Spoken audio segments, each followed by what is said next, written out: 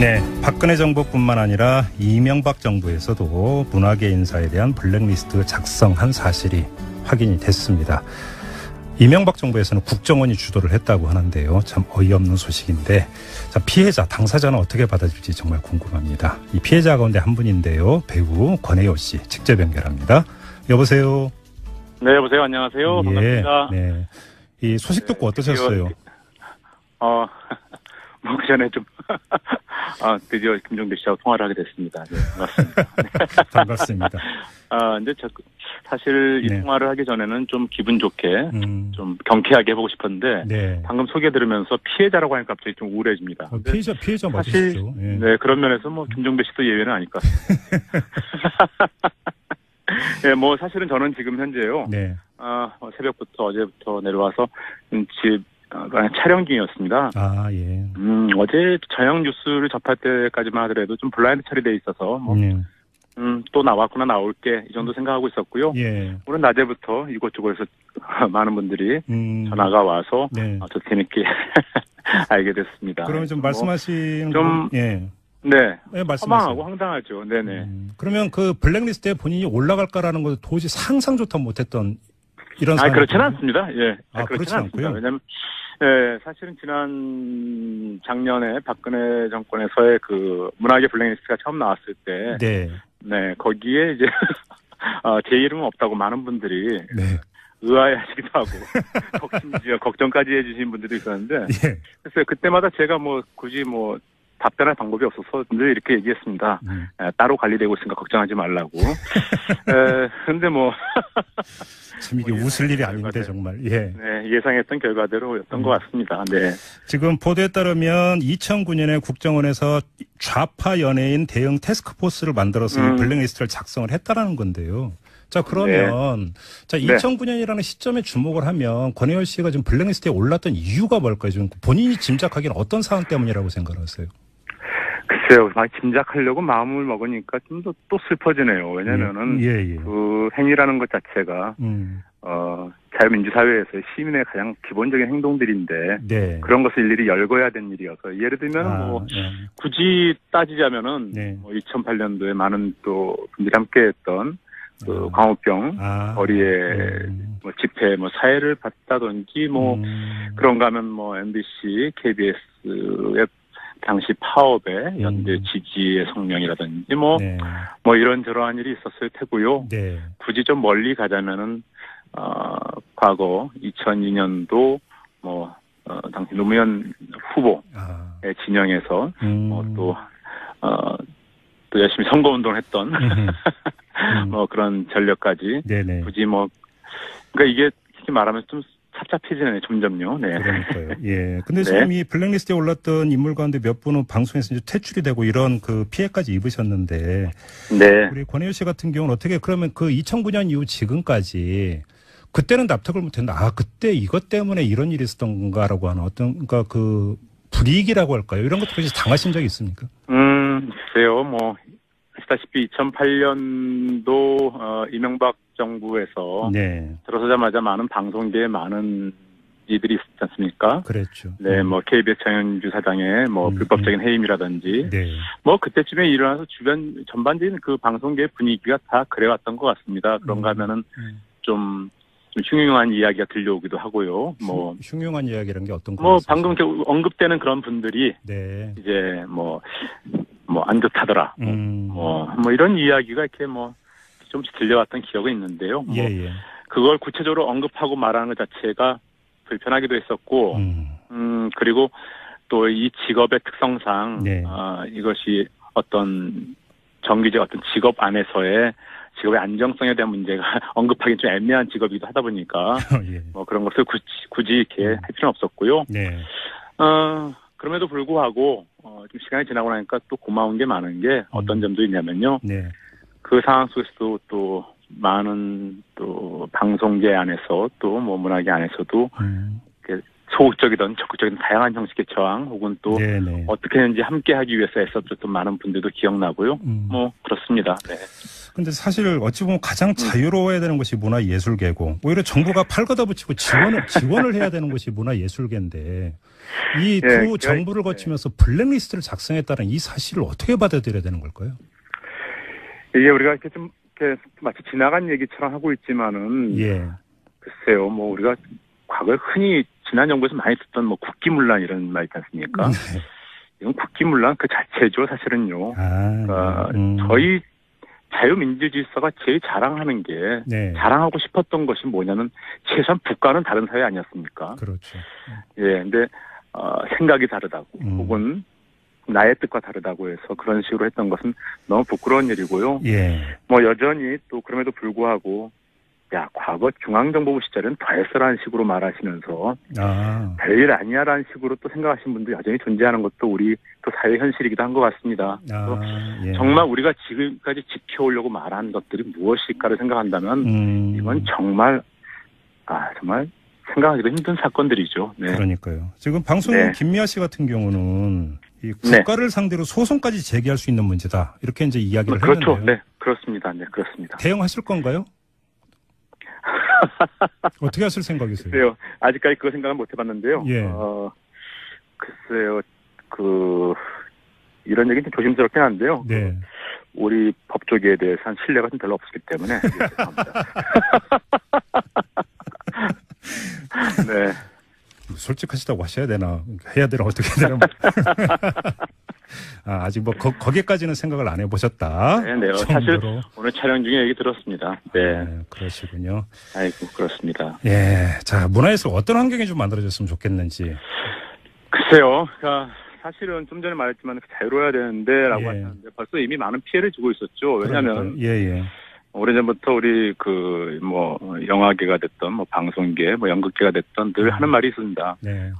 우리의 현실이 영화적 상상력을 압도하고 있기 때문에 창작자로서는 굉장히 힘겨워진 세월을 보내고 있습니다. 한국 사회에서. 그런데 사실 이렇게 공권력과 국가 혹은 강자에 의해서 이렇게 일방적으로 당했을 때는 굉장한 오래된 상처로 남거든요. 그렇죠. 근데 이것은 사실은 연기자인 저의 개인적인 것뿐만이 아니고 사실은 지난 9년 동안 잘 아시다시피 방송문화계에서 또 특히 방송계에서 우리가 모르고 있었지만 또 잊혀졌지만 또 정말 열심히 싸우신 분들이 계시거든요. 지금 어딘가에 쫓겨났던 분들. 저는 그분들을 기억하고 뭐 하는 것들이 먼저 선행돼야지 그 다음 단계를 갈 수 있지 않을까 생각합니다. 뭐 그런 면에서 지금 동시 진행되고 있는 KBS, MBC 파업에 대해서 좀 더 많은 관심이 필요하고요. 우리가 이렇게 지난 9년 동안 망가졌던 이유는 물론 방금 말씀 들었던 그런 국정원이라든지 국가정보기관의 이런 유린도 있겠지만은 그거에 동조했던 또 방치되었던 우리 언론 때문일 텐데요. 그 언론에게 다시 한번 힘과 기회를 주는 것이 정말 중요한 때라고 생각합니다. 알겠습니다. 이 촬영 중이신데 귀한 시간 내주셔서 감사드리고요. 이 말씀밖에 못 드리겠네요. 그래도 힘내십시오. 김정비 씨도 힘내시고요. 알겠습니다. 고맙습니다. 네, 고맙습니다. 지금까지 배우 권혜요 씨와 함께했습니다. 자, MB정부 영화계 블랙리스트에는 이런 사람들이 좀 포함이 돼 있습니다. 일단 6명 일단 저희가 대표적으로 해놨지만 그 중에서 좀 특이한 이력을 보자면 유준상 씨, 배우 유준상 씨는 노무현 대통령, 전 대통령 그 분향소를 강제 철거하는 날에 그 대검찰청 홈페이지에 이런 글을 올렸습니다.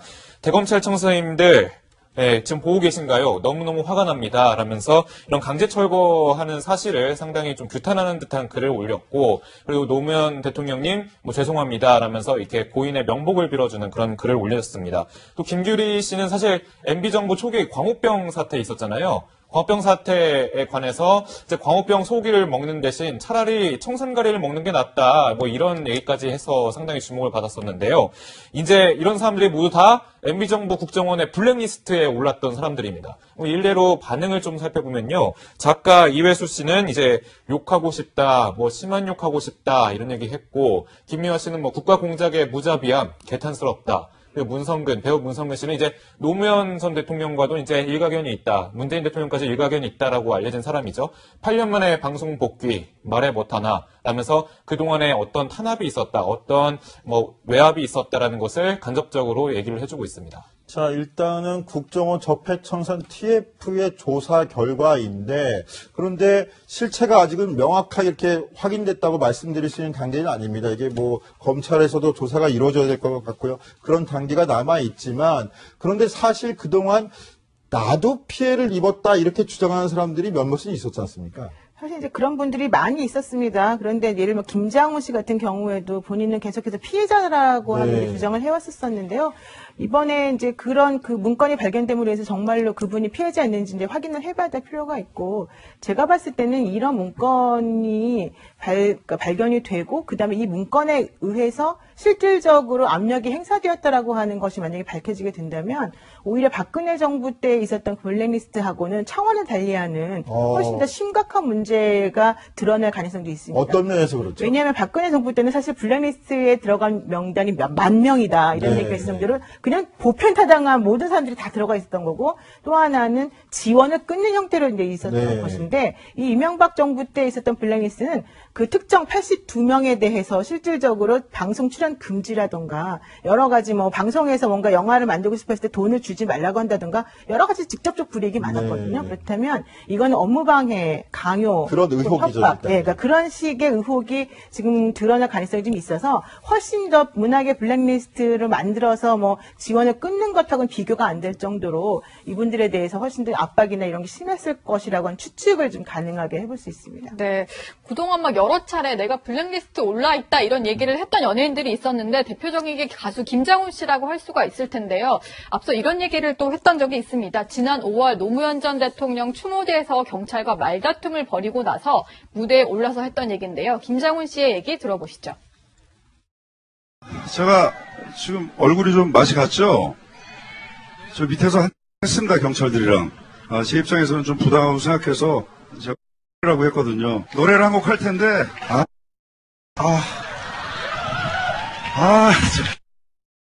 무슨, 오늘 좋은 날인데 왜 그러지? 근데, 기부천사가 욕하니까 싸하죠? 네, 그동안 공권력에 피해를 많이 당했다 이렇게 주장하면서 그런 피해의식을 드러낸 건지도 모르겠지만, 저렇게 공공장소에서 욕설을 섞어가지고 가수 김장훈 씨 굉장히 좀 비판을 받기도 했었지 않습니까? 네, 그렇습니다.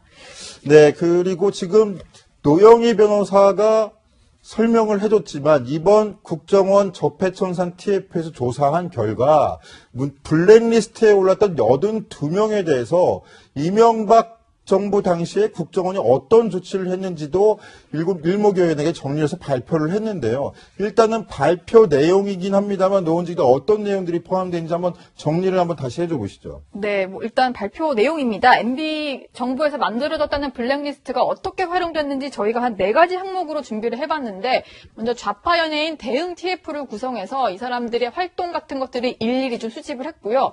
그리고 이 사람들이 소속된, 이 연예인들이 소속된 특정 기획사에 대해서는 세무조사를 벌이고, 또 방송 프로그램에 대해서는 폐지를 하라 이런 식으로 방송사에 압력을 놓고, 시상식에 뭐 만약에 수상 그 후보로 오른다면은 탈락을 시켜라 이런 압박까지 넣었다. 이게 국정원 그 개혁 TF에서 조사한 내용입니다. 일단 확인은 좀 더 해봐야 될 것 같은데, 저런 식으로 활용을 했다는 의혹이 제기된 거죠. 자, MB 정부의 블랙리스트 문제는 어떻게 이게 실제로 실행됐는지와 함께 어느 정도 선, 이명박 전 대통령도 알고 있었는지 이런 것들이 계속 조사가 돼야 되고 밝혀져야 될 문제인 것 같은데요. 어찌됐건 간에 노영희 변호사 보시기에 지금 박근혜 정부 블랙리스트 사건으로 김기춘 전 비서실장 같은 경우에도 실형이 일단 1심에 선고가 된 상황 아닙니까? 그렇죠. 이 사건 파장이 어느 정도라고 보십니까? 파장이 사실은 상당할 것으로 보이고, 원세훈 전 국정원장에 대해서도 아마 추가 기소가 지금 당연히 이루어지지 않을까 생각이 드는데, 그렇게 되면 지금 김기춘 전 실장 같은 경우에 지금 3년형 선고받았는데요. 그것보다 더 높게 아마 형이 구형될 가능성도 사실은 있고요. 물론 이제 정확히 사실관계는 따져봐야 알겠습니다만, 특히 이번에 나온 것들 중에서 좀 특이했던 것들 중에 하나가 박원순 그 현 서울시장에 대한 그 문제와 관련된 압박용 문건이 있었다라고 하는 게 밝혀진 거 아니겠습니까? 네. 그동안에는 박원순 시장이 계속해서 나를 음해하고 나를 이렇게 문제시 삼으려고 하는 국정원의 여러 가지 행동이 있었다라고 하는 얘기가 있었었지만 그것이 정확하게 밝혀진 적이 없었었는데 그 사실은 이제 이번에는 문건을 통해서 정확히 밝혀졌고 또 실제 그런 문건으로 인해서 어떤 식으로 박원순 시장에 대해서 압력이나 이런 그분을 종북 좌파로 규정하고 활동을 못하게 하려고 하는 움직임이 있었는지가 구체적으로 나왔습니다. 그래서 아마도 그런 것들이 이제 구체적으로 수사에 들어가게 되면 실제 우리가 생각했던 것보다 훨씬 파장이 클 것 같고요. 더 중요한 건 이제 VIP의 관심 사항이라고 해서 일일 보고를 BH에다가 매일 하는 식으로 문건이 나온 게 있었기 때문에 네. 아마도 이명박 그 정부와 관련해서 그분들에 대해서 좀 화살이 계속 돌아가게 될 가능성이 좀 있지 않나 생각합니다. 자, 어찌됐건 간에 당사자들의 반응도 한번 확인해 볼 필요가 있을 것 같은데요. 노은지 기자, 이명박 전 대통령 측 입장이나 뭐 이렇게 사실관계 한번 취재해 봤습니까? 네, 일단 그 당시 참모진들과 통화를 좀 해봤는데요. 뭔가 자세히 모른다고 하면서도 상당히 격앙된 반응을 보였습니다. 특히 이런 얘기가 나왔는데 뭐 그런 블랙리스트 본인들이라고 안 만들었겠냐 이런 얘기를 하더라고요. 모든 정권이 이런 식으로 뭔가 성향 분석을 하기 나름이다 이런 얘기였고요. 기분은 상당히 나쁘다. 그렇지만 특별히 코멘트를 하고 싶지는 않다라고 얘기를 했습니다. 좀 물어보니까 이명박 전 대통령 당시 참모들이 이런 식으로 일일이 건건히 대응을 한다기보다는 조금 모아뒀다가 한꺼번에 대응을 하겠다라고 하면서 뭔가 지금 상당히 정부에 대해서 불만은 있지만 참았다가 나중에 한번 공식적인 입장을 내놓겠다 이런 얘기를 했습니다. 저도 관련자 관계자들한테 한번 취재를 해봤는데 저 반응이 있지 않습니까? 지금 다른 정부에서 본인들은 블랙리스트를 안 만들었을 것 같으냐 이 발언 한 것도 우리 좀 굉장히 억울하다. 사실관계를 아직 따져보지는 않았지만 굉장히 억울하다는 측면으로 좀 주장을 하는 부분이 있는 것 같아요. 실제적으로 저희가 자기들이 만들었다고 인정하는 부분은 아직 아니어서 조금 더 검찰 수사라든지 지켜볼 필요가 있을 것 같고요. 아, 김미연 씨 안녕하세요. 안녕하세요. 와, 얼마 만에 CBS 채널에 나오신 겁니까? 그러게요. 항상 그리워요. 그러니까 어떻게 지내셨어요? 예, 저는 잘 지내고 있습니다. 그러세요. 요새 교통방송하고 있거든요. 아, 라디오에서. 네. 박근혜 정부 블랙리스트에는 김미연 씨 이름이 있었지요? 그건 제가 살펴보지는 않았습니다만은 블랙리스트는 이명박 정권 때부터 쭉 있었던 거 아닙니까? 박근혜 정부 블랙리스트에도 아마 있으셨을 거예요. 근데 네. 아니나 다를까 MB 정권에서도 블랙리스트가 존재했었고 거기에 82명의 문화예술인 이름이 쭉 적혀 있는데 김미아 씨 이름이 있더라고요. 보셨어요, 뉴스? 아니, 그러니까 저는 이런 뉴스를 들으면서 그래서 그때 그랬구나. 이런 퍼즐이 맞춰지는 퍼즐 맞추기? 혼자서 그걸 하고 있어요. 차라리 시원하게, 이래서 이랬구나. 예, 한 조각이 없었는데 또 그 한 조각이 이렇게 채워지네? 이런 그 느낌 있잖아요. 그때는 어떠셨어요? 그 MB 정권 때 어떤 부분이 그렇게 좀 이상하셨어요? 예를 들면 2009년도에 그 이명박 정권에서 민간인 사찰을 했는데 거기에 파일 명의 하나가 나왔어요. MBC 김미화 진행자 교체 동향권 이렇게 목이 나왔단 말이죠. 저 그 기억나요, 어렴풋이. 예. 네, 그래서 2009년도에 그렇게 나를 민간인 사찰했기 때문에 2010년도에 KBS에서 블랙리스트 건이 불거지고 근데 또 2009년, 10년, 11년도에 계속해서 방송에서 내려가라고 압력이 있었는데 그 MBC 프로그램 라디오 진행할 때 사장님이 김재철 사장님으로 바뀌면서 본부장님은 오셔가지고 저한테 아침에 김미아 씨 잘해봅시다 파이팅 하고 올라가시면 저기 편성국장님이 부장님이 내려오셔가지고 저한테 본부장님이 좀 내려가시라고 하는데 이렇게 아니 이제 아까 전에는 화이팅하고 가신 분이 화이팅하고 갔는데 그 밑에 분이 또 내려오셔가지고 그만두시래요. 이렇게 아주 알 수 없는 행보들을 하니까 무슨 일이 벌어졌던 거예요? 그럼 그 사이에? 그거는 모르죠. 그러니까 그러면서 계속해서 KBS 블랙리스트 건까지 이제 거론하면서 과연 이게 김미화 씨가 뭐 퍼뜨리는 가짜인지. 아, 잠깐만요. 그러니까 KBS 블랙리스트에 제 이름이 있습니다라고 그때 이제 김미화 씨가 뭐 기자회견 비슷하게 언론에 공포도 하고 하셨잖아요. 네. 했는데 그것이 김미화 씨가 가짜를 이야기하는 거 아니냐. 없는 걸 가지고 만들어가지고 이렇게 지금 연극하고 있는 거 아니냐.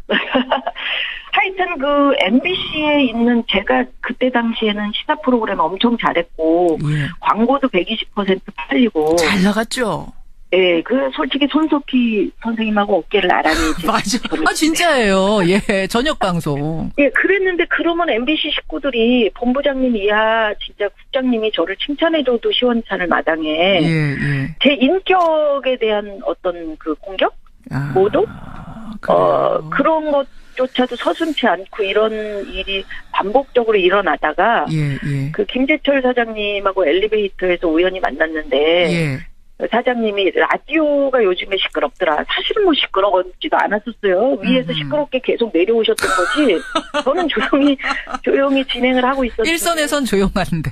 네네, 시끄럽더라. 그러니까 그 미화 씨가 다른 뭐 MBC에 좋은 프로그램 많으니까 골라봐라.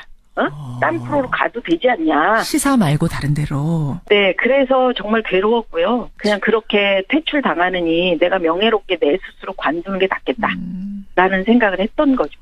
그게 이제 MB 정권 때. 이제 와서 보니 MB 정권 국정원 블랙리스트에 내 이름이 있었던 거구나. 다 퍼즐이 맞춰지시는 거예요. 네, 라디오 진행할 때 어떤 사람들이 와서 뭐 대본을 보지 않은 동 갑자기 생방송을 하고 있는데 깜짝 놀랐어요. 어떤 사람들이요? 지금 추정하기로는 국정원 직원이라고 생각을 하는데, 무슨 어디 뭐 경찰이라고 그러나, 뭐 하여튼 뭐 검열하는 사람이라고 그러나, 뭐 이렇게 이야기하면서 그래서 PD가 막 소리 질러갖고 쫓아냈었거든요. 아, 잠깐만요.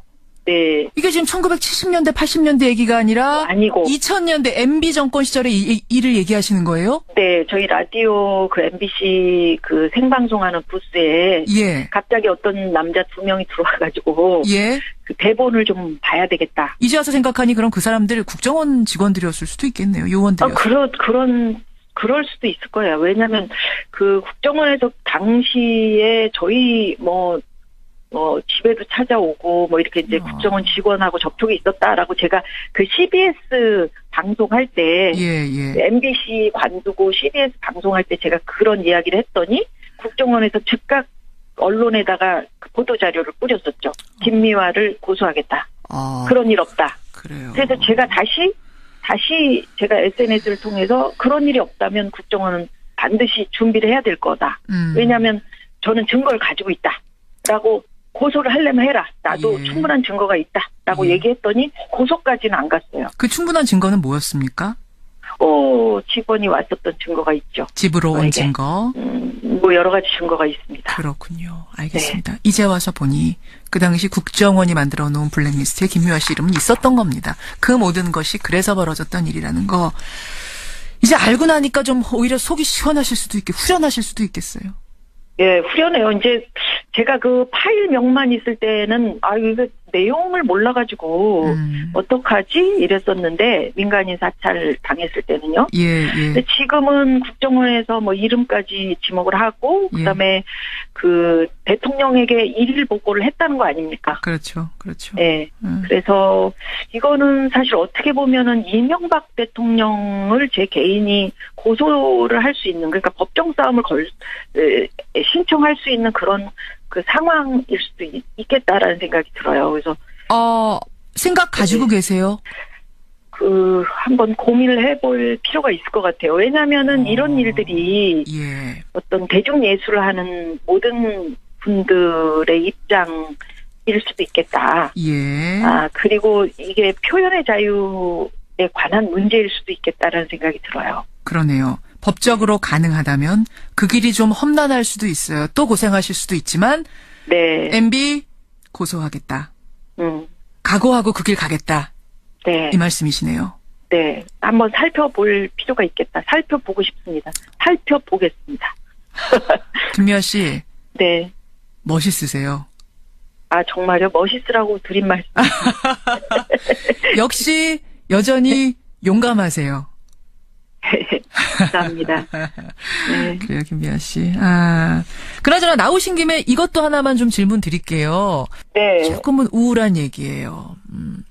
특수학교 신설을 반대하는 주민들 앞에서 네. 장애 아이를 둔 학부모들이 무릎 꿇는 모습. 저도 이렇게 마음이 아팠는데 김미화 씨는 어떠셨어요? 예, 물론 뭐 다 함께 마음이 아프죠. 저는 또 특별히 또 장애를 가진 아들이 있잖아요. 예.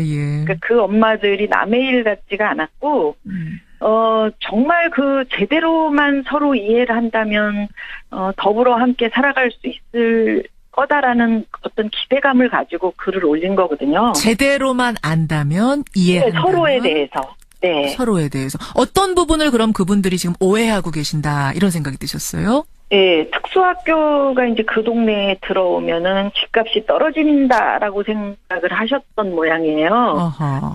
그래서 이제 제가 예전에 그 수서에 있는 일원동에 살았던 적이 있거든요. 예. 근데 제가 살 때 거기에 그 미랄학교라고 예. 특수학교가 들어올 때 정말 그 오래전인데 반대가 엄청 심했었어요. 그게 한 90년대 초반 아니에요?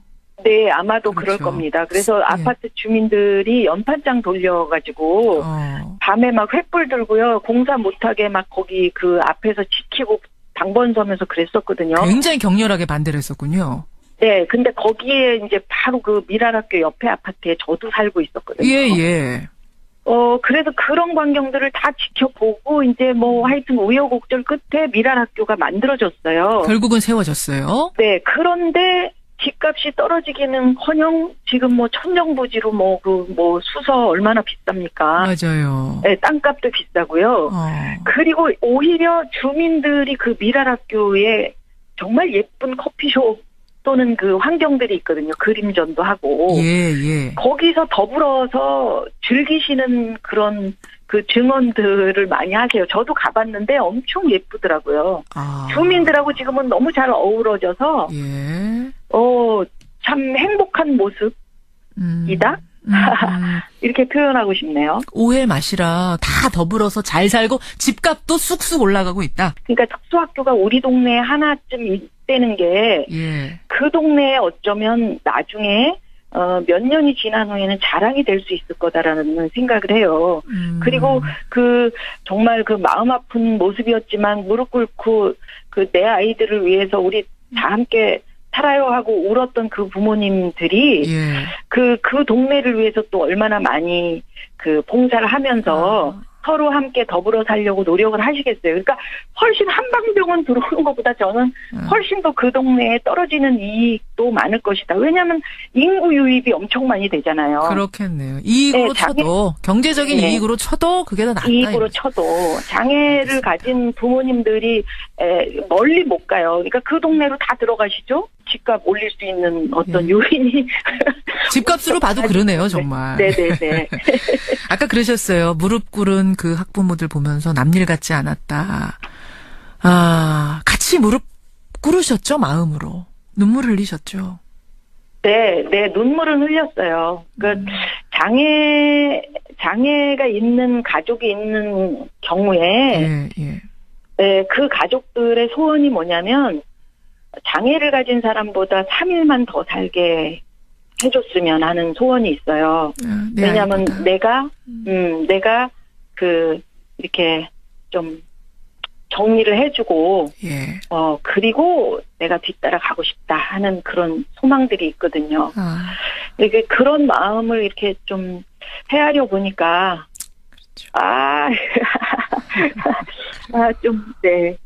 그랬습니다. 지금 아이가 많이 컸죠? 몇 살이죠? 저희 아들은 지금 33살이고. 33살. 많이 컸죠? 정도가 아니네요. 장가 갔습니다. 장가 갔습니까? 네, 베트남 아가씨하고 결혼했어요. 축하드려요. 네. 며느리 보셨네요. 네, 며느리 본 지 한 2달 됐습니다. 네. 아니, 재혼을 해서 아들을 하나 얻으신 셈인데. 네. 그렇죠. 같이 살면서. 장애인을 바라보는 우리 사회의 눈, 인식이 전보다 많이 나아진 줄 알았는데 내가 당해보니 그게 아니더라 싶을 때도 덜어 있으셨어요? 그럼요. 아직은 그렇죠. 근데 이제 점점 나아질 거라는 희망을 저는 가지고 있습니다. 조금씩이라도 변하는 건 느껴지세요? 예, 많이 그래도 그 장애를 가진 분들에 대해서 이해의 폭이 좀 넓어졌고요. 예. 제가 뭐 길거리 가도 아드님 잘 있어요? 그러고 물어봐 주시는 분들도 계시고. 그래요. 김미화 씨의 대화를 나누면서 저는 희망을 보내요. 감사합니다. 방송인 김미화 씨 여러분 지금 만나고 있습니다. 그나저나 나오신 김에 이것도 하나만 좀 질문 드릴게요. 네. 오늘 뭐 장애인 학교 문제, 블랙리스트 문제 다 좀 우울한 얘기 나눴는데 다음에 출연하실 때는 우리 다 훌훌 털고 하하하 호호호 웃을 수 있는 일로.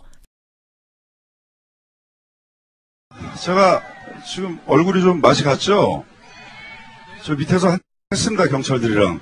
제 입장에서는 좀 부담하고 생각해서 제가 라고 했거든요. 노래를 한 곡 할 텐데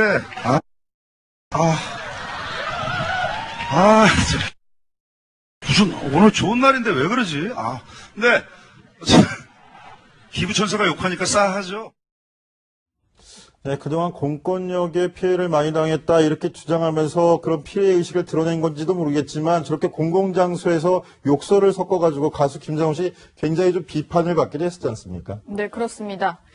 네, 그리고 지금 노영희 변호사가 설명을 해줬지만 이번 국정원 적폐청산 TF에서 조사한 결과 블랙리스트에 올랐던 82명에 대해서 이명박 정부 당시에 국정원이 어떤 조치를 했는지도 일목요연하게 정리해서 발표를 했는데요. 일단은 발표 내용이긴 합니다만 노원지기가 어떤 내용들이 포함되는지 한번 정리를 한번 다시 해줘 보시죠. 네, 일단 발표 내용입니다. MB 정부에서 만들어졌다는 블랙리스트가 어떻게 활용됐는지 저희가 한 4가지 항목으로 준비를 해봤는데 먼저 좌파 연예인 대응 TF를 구성해서 이 사람들의 활동 같은 것들을 일일이 좀 수집을 했고요. 그리고 이 사람들이 이 연예인들이 소속된 특정 기획사에 대해서는 세무조사를 벌이고 또 방송 프로그램에 대해서는 폐지를 하라 이런 식으로 방송사에 압력을 놓고 시상식에 만약에 후보로 오른다면은 탈락을 시켜라 이런 압박까지 넣었다. 이게 국정원 개혁 TF에서 조사한 내용입니다. 일단 확인은 좀 더 해봐야 될 것 같은데 저런 식으로 활용을 했다는 의혹이 제기된 거죠.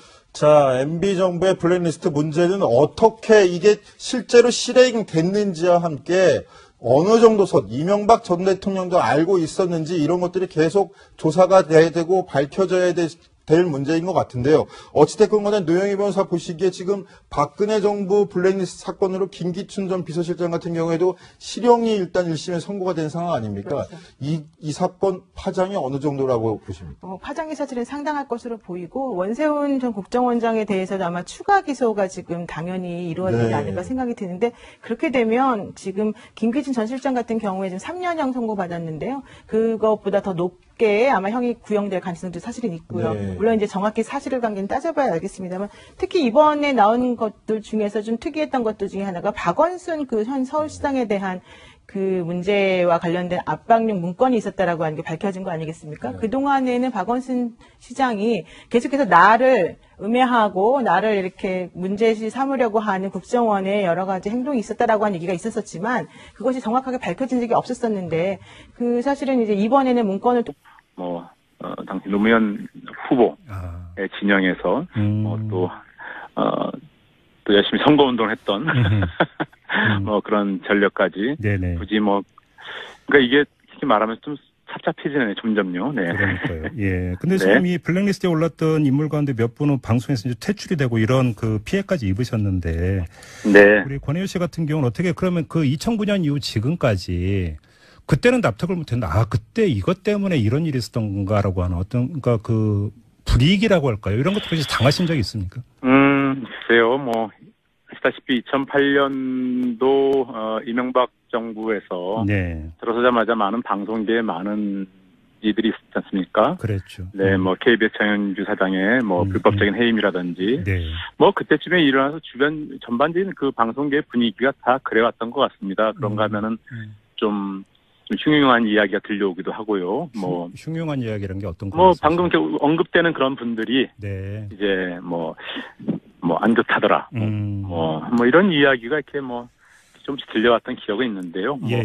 그걸 구체적으로 언급하고 말하는 것 자체가 불편하기도 했었고, 그리고 또 이 직업의 특성상, 네. 이것이 어떤 정규직 어떤 직업 안에서의 직업의 안정성에 대한 문제가 언급하기 좀 애매한 직업이기도 하다 보니까, 예. 뭐 그런 것을 굳이 이렇게 할 필요는 없었고요. 네. 그럼에도 불구하고, 좀 시간이 지나고 나니까 또 고마운 게 많은 게 어떤 점도 있냐면요. 네.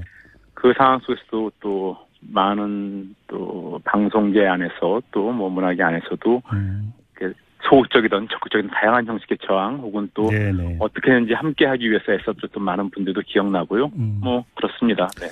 근데 사실 어찌 보면 가장 자유로워야 되는 것이 문화예술계고 오히려 정부가 팔 걷어붙이고 지원을 해야 되는 것이 문화예술계인데 이 두 정부를 거치면서 블랙리스트를 작성했다는 이 사실을 어떻게 받아들여야 되는 걸까요?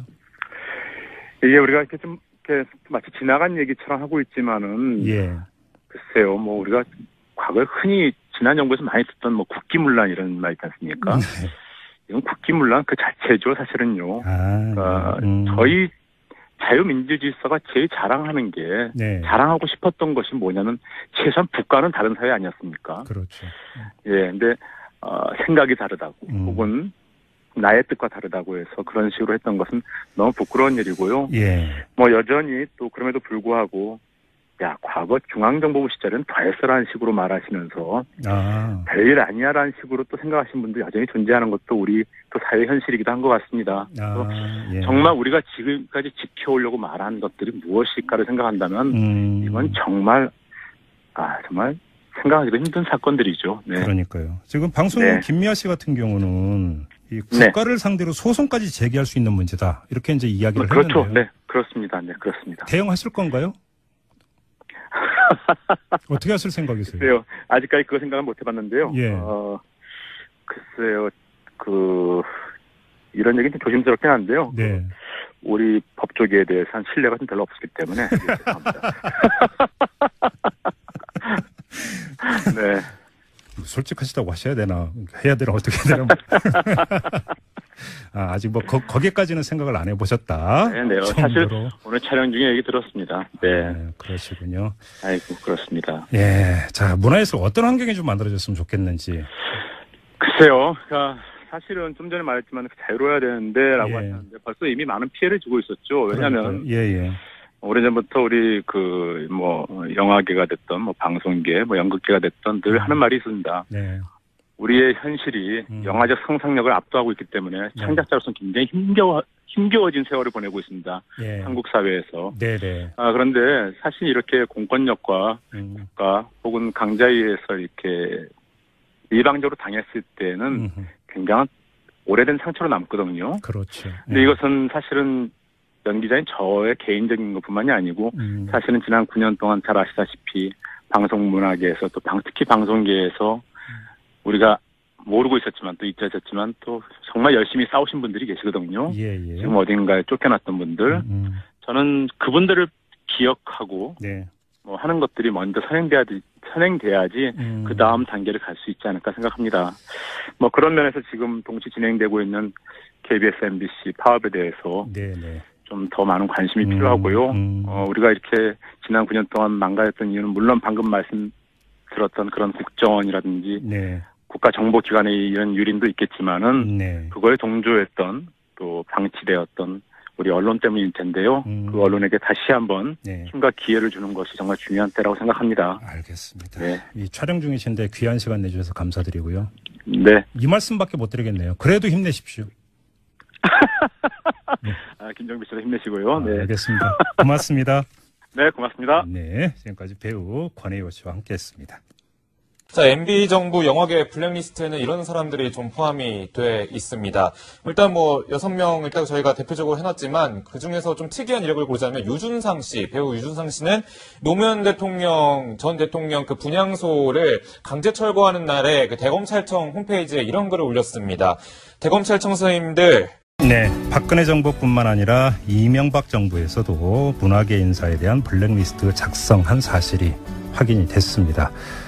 이명박 정부에서는 국정원이 주도를 했다고 하는데요. 참 어이없는 소식인데, 자, 피해자, 당사자는 어떻게 받아들일지 정말 궁금합니다. 이 피해자 가운데 한 분인데요. 배우 권혜요 씨 직접 연결합니다. 여보세요. 네, 여보세요. 안녕하세요. 반갑습니다. 네. 이 소식 듣고 어떠셨어요? 뭐 그 전에 좀 드디어 김종대 씨하고 통화를 하게 됐습니다. 네, 반갑습니다. 반갑습니다. 근데 사실 이 통화를 하기 전에는 좀 기분 좋게 좀 경쾌하게 해보고 싶었는데 방금 소개 들으면서 피해자라고 하니까 갑자기 좀 우울해집니다. 피해자 맞으시죠? 네, 그런 면에서 뭐 김종대 씨도 예외는 아닐 것 같습니다. 네, 뭐 사실은 저는 지금 현재요. 네. 새벽부터 어제부터 내려와서 집 촬영 중이었습니다. 예. 어제 저녁 뉴스를 접할 때까지만 하더라도 좀 블라인드 처리돼 있어서 또 나왔구나 나올게 이 정도 생각하고 있었고요. 오늘 낮에부터 이곳저곳에서 많은 분들이 전화가 와서 저 재밌게 알게 됐습니다. 그러면 좀 말씀하신 허망하고 황당하죠. 네네. 그러면 그 블랙리스트에 본인이 올라갈까라는 것도 도저히 상상 조차 못했던 이런 상황이 그렇지는 않습니다. 예. 그렇지 않고요. 왜냐면 사실은 작년에 박근혜 정권에서의 그 문학의 블랙리스트가 처음 나왔을 때 거기에 이제 제 이름은 없다고 많은 분들이 의아해하시기도 하고 걱정까지 해주신 분들도 있었는데 그래서 그때마다 제가 뭐 굳이 뭐 답변할 방법이 없어서 늘 이렇게 얘기했습니다. 따로 관리되고 있으니까 걱정하지 말라고. 근데 뭐. 참 이게 웃을 일이 아닌데 정말. 네, 예상했던 결과대로였던 것 같습니다. 네. 지금 보도에 따르면 2009년에 국정원에서 좌파 연예인 대응 태스크포스를 만들어서 이 블랙리스트를 작성을 했다라는 건데요.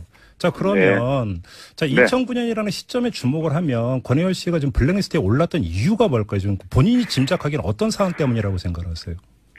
글쎄요, 막 짐작하려고 마음을 먹으니까 좀 또 슬퍼지네요. 왜냐면은, 그 행위라는 것 자체가, 자유민주사회에서의 시민의 가장 기본적인 행동들인데, 그런 것을 일일이 열거해야 되는 일이어서, 예를 들면 굳이 따지자면은, 2008년도에 많은 또 분들이 함께 했던, 그 광우병 거리에 뭐 집회 뭐 사회를 봤다든지 뭐 그런가 하면 뭐 MBC, KBS의 당시 파업의 연대 지지의 성명이라든지 뭐 이런저러한 일이 있었을 테고요.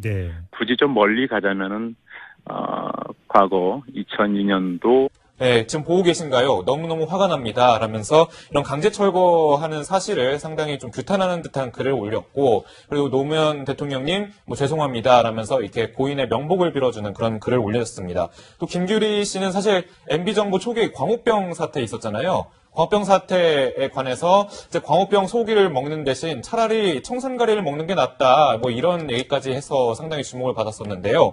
이제 이런 사람들이 모두 다 MB정부 국정원의 블랙리스트에 올랐던 사람들입니다. 일례로 반응을 좀 살펴보면요. 작가 이회수 씨는 이제 욕하고 싶다, 심한 욕하고 싶다, 이런 얘기 했고, 김미화 씨는 국가 공작의 무자비함, 개탄스럽다. 그리고 배우 문성근 씨는 이제 노무현 전 대통령과도 이제 일가견이 있다. 문재인 대통령까지 일가견이 있다라고 알려진 사람이죠. 8년 만에 방송 복귀, 말해 못하나, 라면서 그동안에 어떤 탄압이 있었다, 어떤 외압이 있었다라는 것을 간접적으로 얘기를 해주고 있습니다. 자, 일단은 국정원 적폐청산 TF의 조사 결과인데, 그런데 실체가 아직은 명확하게 이렇게 확인됐다고 말씀드릴 수 있는 단계는 아닙니다. 이게 검찰에서도 조사가 이루어져야 될 것 같고요. 그런 단계가 남아있지만, 그런데 사실 그동안 나도 피해를 입었다 이렇게 주장하는 사람들이 몇몇은 있었지 않습니까? 사실 이제 그런 분들이 많이 있었습니다. 그런데 예를 들면 김장훈 씨 같은 경우에도 본인은 계속해서 피해자라고 하는 주장을 해왔었는데요.